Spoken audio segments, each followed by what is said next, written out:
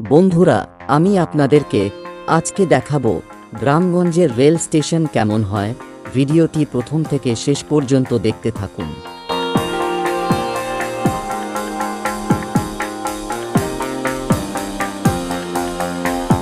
Rail লাইনের দুপাশে আছে চাষের অনেকগুলো জমি।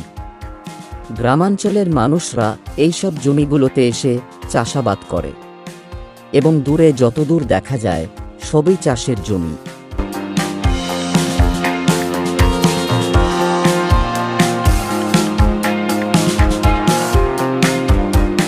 তবে রেল লাইনের এই রাস্তাটাই বর্ষাকাল হলে অনেক জল জমে, যার ফলে গ্রাম অঞ্চলের মানুষগুলো কলকাতা বা দূরে কোথাও যাওয়ার জন্য এই রাস্তা দিয়ে যখন ট্রেন ধরার জন্য যায়, তখন সাধারণ মানুষদের অনেক সমস্যায় পড়তে হয়।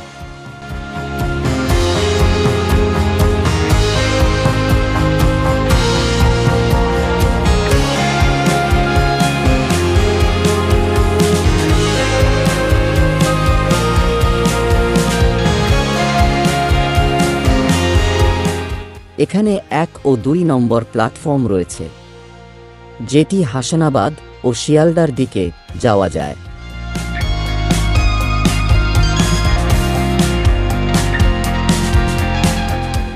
এখন দেখতে পাচ্ছেন যে ট্রেনটি আসছে, এটি হাসানাবাদের দিকে যাবে।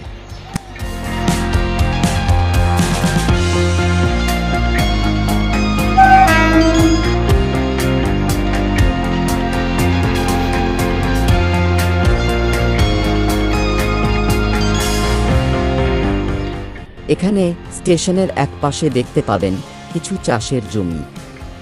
চাষিরা এখানে এসে বিভিন্ন ধরনের শাকসবজি চাষ করে থাকেন।